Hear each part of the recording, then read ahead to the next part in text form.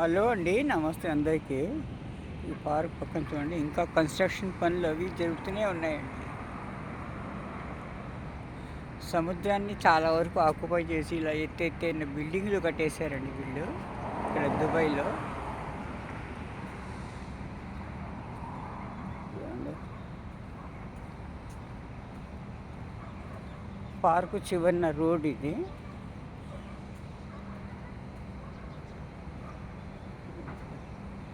ఇంటి వెనక భాగంలో చూడండి, ఇలా వర్టికల్ గార్డెన్ పెట్టారనమాట. చూడండి, వర్టికల్ గార్డెన్ పెట్టేశారు.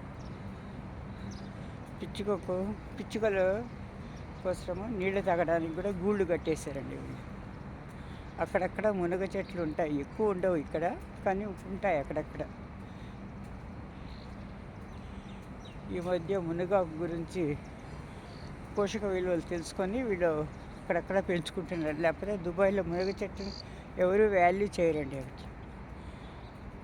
సో వెనక భాగంలో చక్కగా పెట్టుకేసుకుంటారు, అందంగా ఎదుర్కొంటారు అన్నమాట.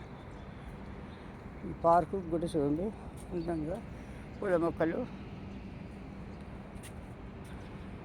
ఎక్కువ బోగన్ విల్లాలు ఉంటాయండి సైడ్లో. రంగురంగుల బోగన్ విల్లాల మొక్కలు మొత్తం నాటేస్తారు అన్నమాట పార్కు తీరు.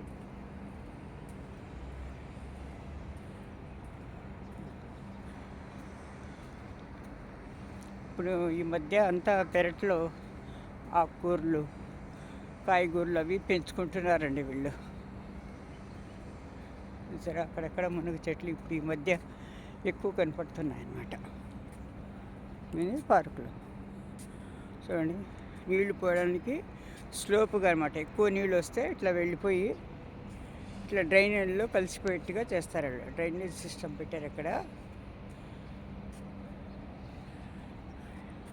నీళ్ళంతా ఇలా స్లోప్లో వచ్చేసి ఎక్కువైన నీళ్ళు పార్కులో నిలవకుండా ఇట్లా స్లోప్కి వెళ్ళి డ్రైనేజ్కి వెళ్ళిపోతుంది అనమాట.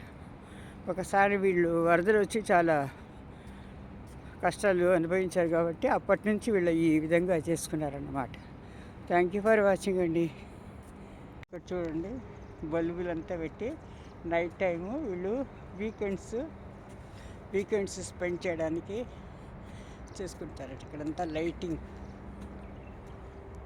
లైటింగ్ అరేంజ్మెంట్ అనమాట. ఇవంతా చూసారా, బల్బులు అవి పెట్టేసుకొని చిన్న చిన్న పార్టీలు అవి చేసుకుంటారు వీకెండ్స్లో.